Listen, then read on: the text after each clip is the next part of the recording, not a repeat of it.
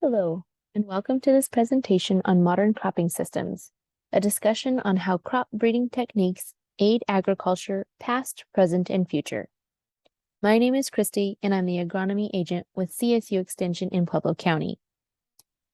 Without any further delays, let's get started.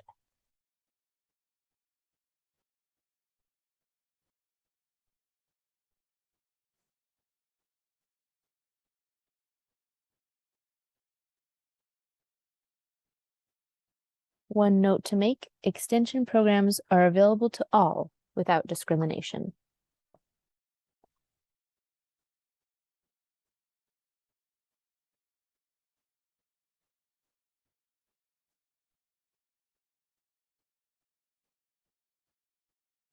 To be able to discuss modern cropping, we should all first state or agree that we must eat. Everybody must eat to live.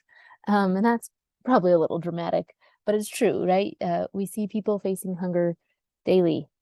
In Colorado, more than 566,000 people face food insecurity.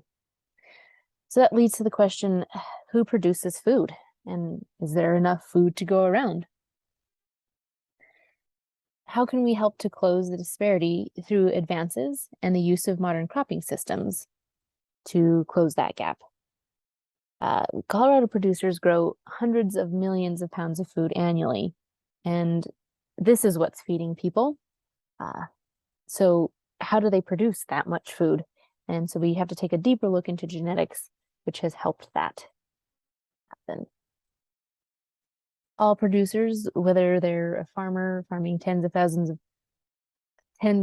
of acres or a home backyard gardener, every producer faces some sort of difficulty.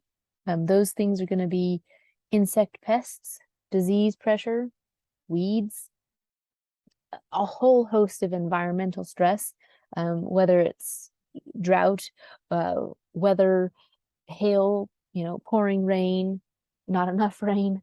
All of these things are going to play a part into how much food can be produced.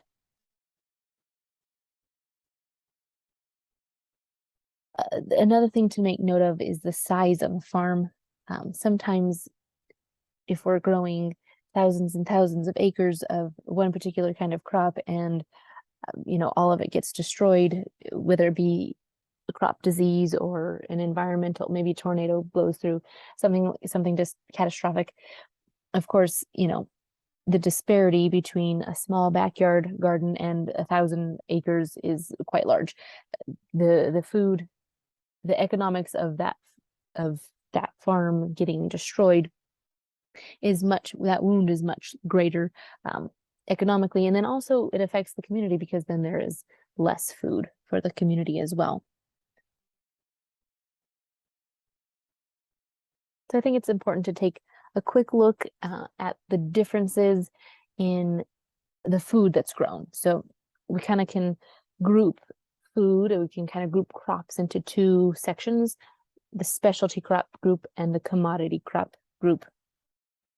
Specialty crops are things like sweet corn and tomatoes and carrots and cucumbers and watermelons and all of these things that we, go out to our garden, pick off the vine and munch down on right away. Commodity crops are those, for all intents and purposes, that are traded, right? So they're grown in large quantities and then traded, and these are things like field corn, wheat, and soybeans. The thing to note for our discussion: specialty crops are mostly eaten fresh. Hardly any processing occurs to them before they get to our mouth. We might pick a tomato and eat it right off the vine, or pick a tomato and smush it up and make sauce out of it. So not a ton of processing happening for these specialty crops. Much more processing, though, is happening to commodity crops before they make it to our mouths. So it could be feed corn that a cow eats, goes through the cow's digestive system, and then we eat the beef that comes from that cow, right? So multiple processes. Wheat gets milled and smushed and ground and then baked and transformed and fortified and all of these other processes before it gets to our mouth. So specialty crops, mostly eaten fresh; commodity crops, mostly processed. I think it's important to take a bit of a look back in time, and understand that people have been cultivating the land for millennia. But more importantly, people have been breeding plants for millennia. They've been looking at plants and plant traits and things and attributes that they like about a certain particular plant or a certain particular fruit off of that plant, and then propagating that in order to keep that particular trait going further and going forward. This, like I said, has been happening for forever. And so the idea of plant breeding, or doing something to change a plant towards good, this has always been human perception. We've always been doing this.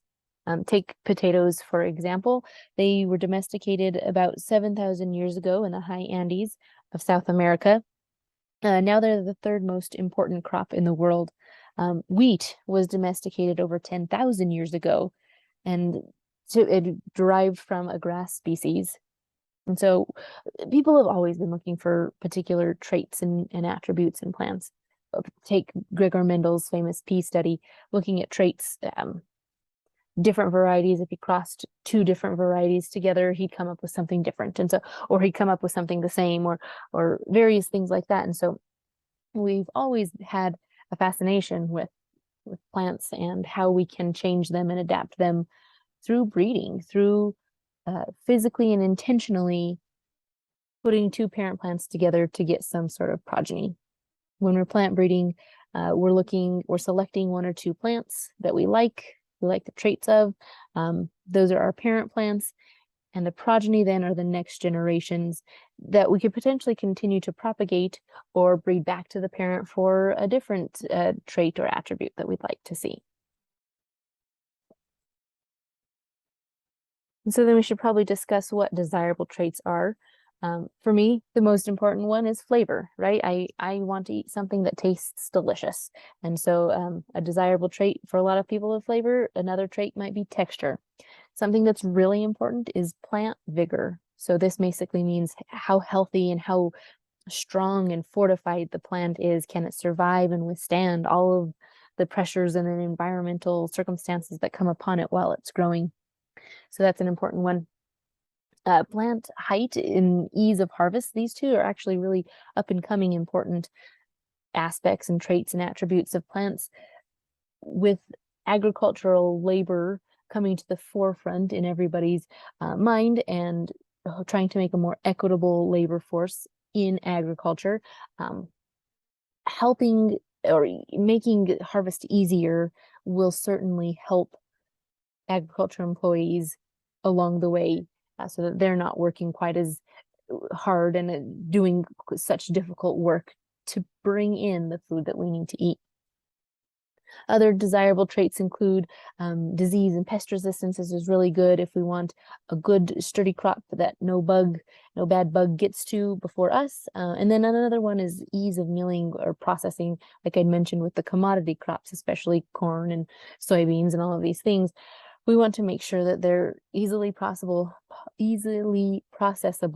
so that when it comes to processing, the workflow goes smoothly.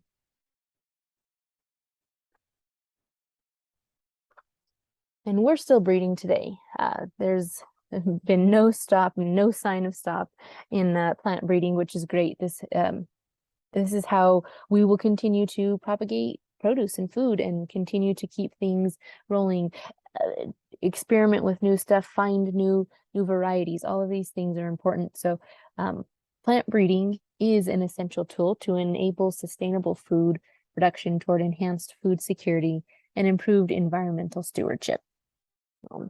Plant breeding that's currently happening, well, this has already happened, but the Pueblo chili was formulated through particular plant breeding. A particular pepper was viewed as very good, had some great traits, good meaty flesh, good flavor, spicy, all of these good traits that somebody might be looking for in a pepper plant. And those were cultivated year after year after year toward a very stable line, which is now what we have as the Pueblo chili. The potatoes shown on this slide are potatoes called masquerade. potatoes, and they were developed in the San Luis Valley through CSU's research station down there. They are part of the research group. Potatoes are constantly being cultivated and new varieties are being developed in order to stay ahead of disease pressure and pest and getting all of these resistance.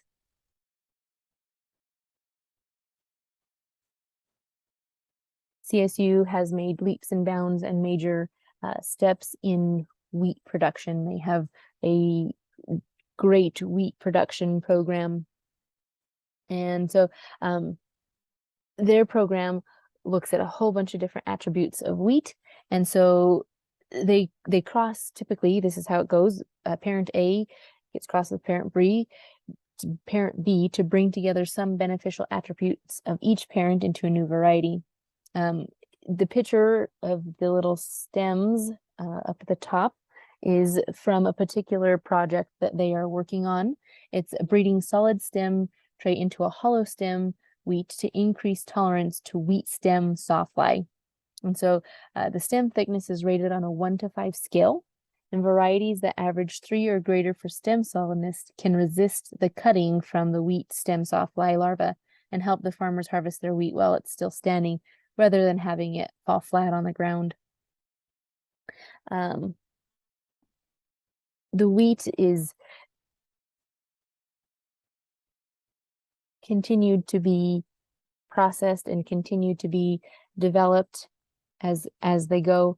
CSU has a variety of different wheats being commercially produced at the moment. And so it's a constant process to go from looking at a good trait to getting it out to a commercial grower is anywhere from 6 to 10 years, just depending on how quickly that particular wheat can be grown. Over time, plant breeding helps farmers maintain and increase productivity by improving yield levels and quality while attempting to stay ahead of diseases and insect pests, which themselves are constantly evolving. I think it might be helpful to take a moment and discuss some differences between some words that we hear oftentimes when we're talking about plant genetics and plant breeding and all of these things. The first one is hybrid. What's a hybrid plant? It's crossing specific parent plants to produce a hybrid seed by means of controlled pollination. So we're very intentionally taking two plants that we like, think have good attributes, and physically pollinating one with the other, making sure that only those two plants reproduce. So these hybrid seeds are often called F1 or F1 hybrids. The term hybrid and F1 are strictly defined in the seed industry, and when used in seed catalogs, do not apply to plants crossed in the wild. So this is all very specific. It's not anything that's coming from any other outside sources. Very specific selections in hand pollination is what's happening here. Hybrid plants are very consistent from plant to plant and year to year. Hybrids carry a combination of traits from the parent plant, which is the attributes we want to continue going on. Based on the desirable traits, breeders select specific male and female plants. The plants are then selected to be the female seed-bearing parent has their pollen removed so that no other pollination can occur. And by controlling the pollination, the resulting offspring will have identical genetic characteristics from both parents. Producing hybrid seeds is more time-consuming and expensive because the plants must be hand-pollinated. In addition, plant breeders may work for years to find the right combination of desirable traits they're looking for in a plant. So the advantage of a hybrid plant is that they're very vigorous plants. They're really good producers, high yield, healthy, great plants. Unfortunately, the disadvantage, though, is that the seed can't be saved for the next generation because it won't be the same as that F1 plant. Especially if the plant is not self-sustaining. So there's some plants that are stable, and we'll talk about that in the next for open pollinated, but plants that don't have stable genetics and are a hybrid, if you were to plant the seed the next year, you wouldn't get the same produce out of that. So the next thing then, though, is open pollinated. And open pollinated are just hybrid plants with very stable genetics. Basically, you can plant the seed from one year to the next, to the next, to the next, and you end up with the same exact produce year after year after year. And then heirlooms are simply open pollinated varieties that have been developed outside of the commercial plant trade. So heirlooms are not necessarily hybrid. They haven't been, two plants haven't intentionally been bred together to make a particular progeny. Heirlooms oftentimes have a historical or cultural significance. They've got some sort of backstory. But not all open pollinated seeds are heirloom. There's no hard and fast definition for heirloom, as some also consider age a determining factor in the heirloom designation. And so these seeds oftentimes are passed from generation to generation and often have a local or even familial significance. Several smaller seed companies have found a niche market by exclusively selling those heirloom seeds, and even large commercial seed companies are following suit. And it's just kind of part of societal desire. What does society want? Do they want to see an heirloom variety as opposed to hybrid? Really, flavor-wise and nutrition-wise, it's a 50-50. It's not really, one isn't better than the other. Really, it's more of a looks. How do you like your produce? How do you like your produce to look? So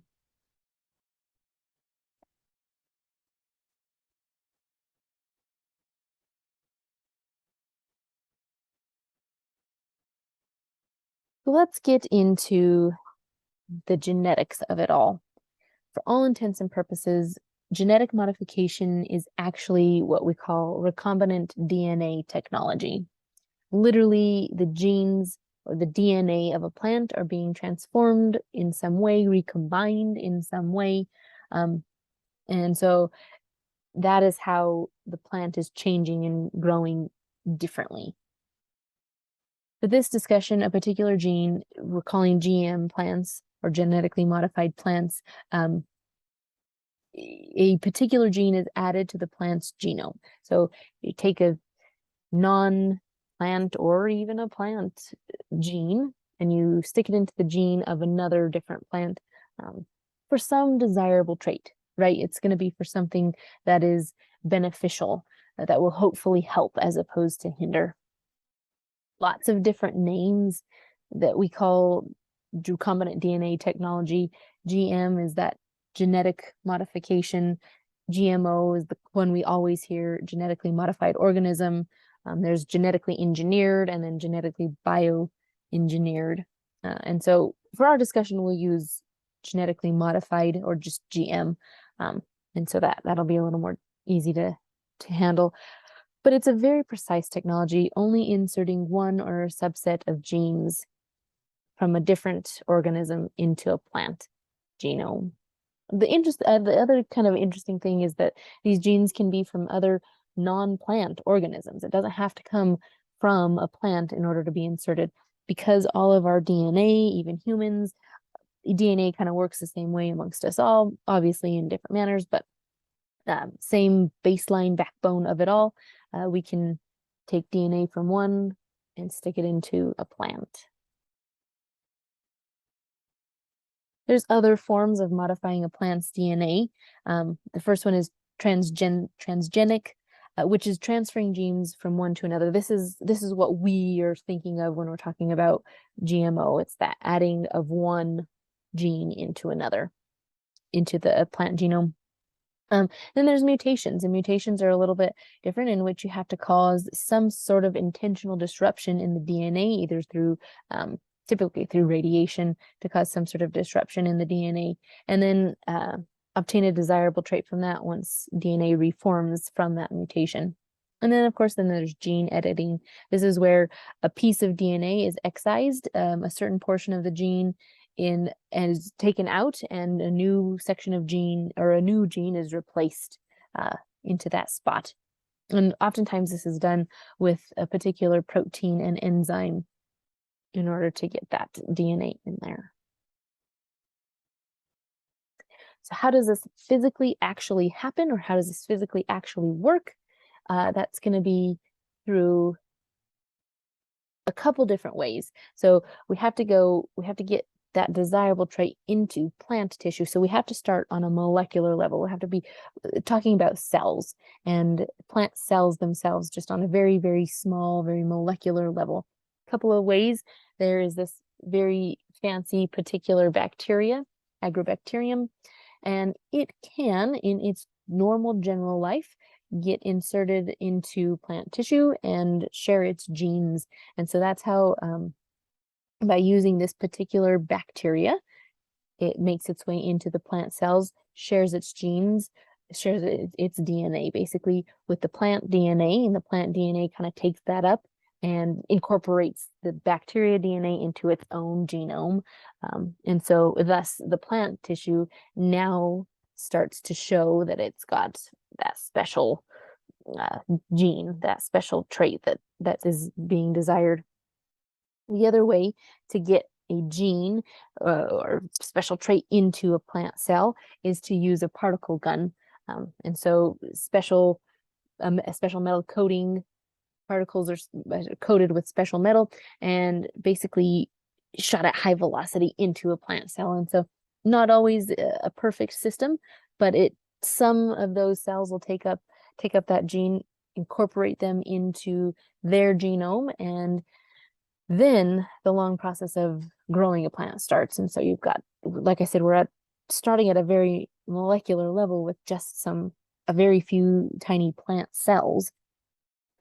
Then basically on an agar plate, on a petri dish, those plant cells will have to start to grow into what we think of as an actual plant, something that can be sustained in soil, right? And that you water. So it's got to have to start to grow leaves, and it has to start growing roots. And then once that happens, it can get put into the soil and grow from there. It's got to go through a whole variety of tests, a whole variety of field studies to make sure that it isn't going to cause any kind of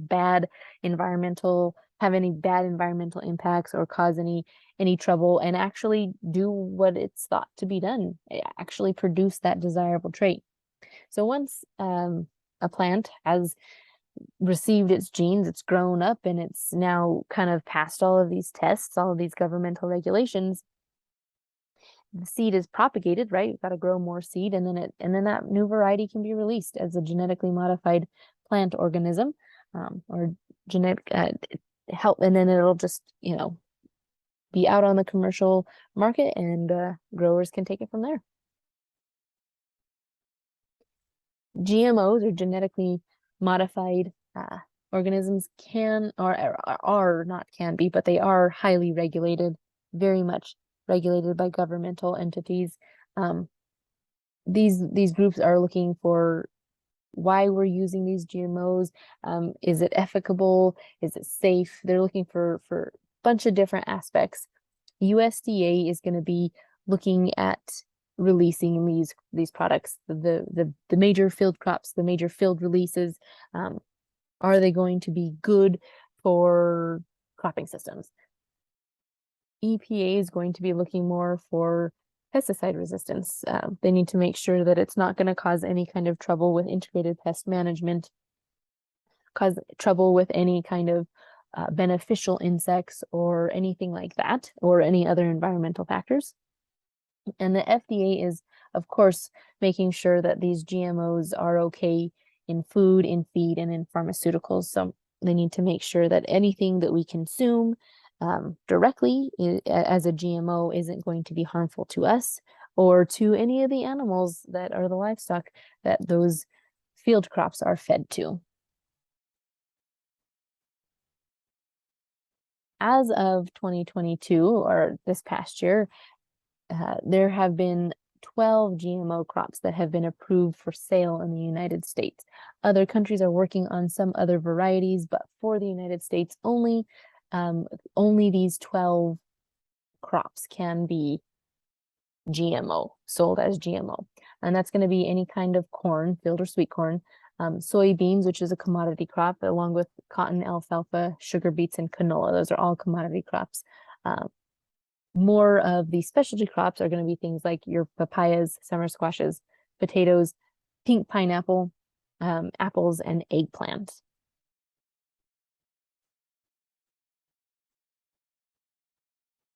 One interesting aspect of rice, which is not actually allowed in the US to be sold in the US as a GMO, but is a GMO. Rice has been genetically modified, and in this particular case, it's been genetically modified to incorporate more beta carotene. So, the pro vitamin for vitamin A. A while back, there was some trouble. People who were truly poverty stricken were having lots of difficulty with blindness. And so, because of a lack of vitamin A, this golden rice was kind of formulated in order to help combat that a little bit. And so, a higher quality or higher nutritious rice that people had that people with a poverty stricken areas had a little more access to, were able to get this rice and hopefully help them a little bit, and so that there wouldn't be quite as many incidences or cases of blindness due to lack of nutrition. Soybeans are kind of the poster child for genetically modified commodity crops. More than 90% of soybeans are grown in the US are bioengineered, like I mentioned, is another name for genetically modified. And they mostly have herbicide resistance. Soybeans need a lot of care when they're young, and weeds can definitely outcompete and outgrow them. And so, in order to get a good handle on it, it's been beneficial to have soybeans have some sort of herbicide resistance in order to help them grow better, grow faster. It can be more environmentally friendly if a farmer can spray once, get all of the weeds, not have killed their soybeans in the spraying process, and then they don't have to worry about it, and the soybeans can grow up big and strong.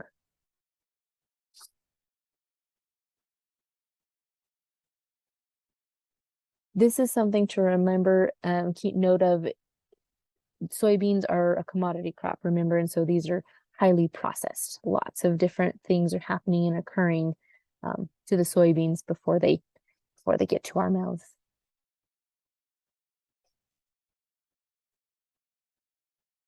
So not everything has been genetically modified. For the most part, most of our produce and vegetables have not been, but they have truly been bred. So having some sort of genetic changes, not necessarily through particle gun or agrobacterium is inserting genes, but definitely through very selective breeding, very selective trait manipulations.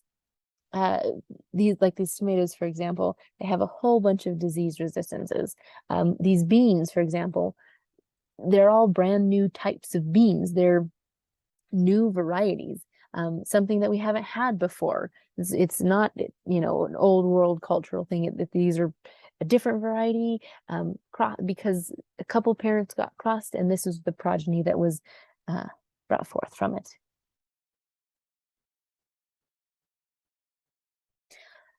Herbicide resistance and insecticide resistance, or insect resistance, are probably one of the most major genetic modification traits that are incorporated into crops.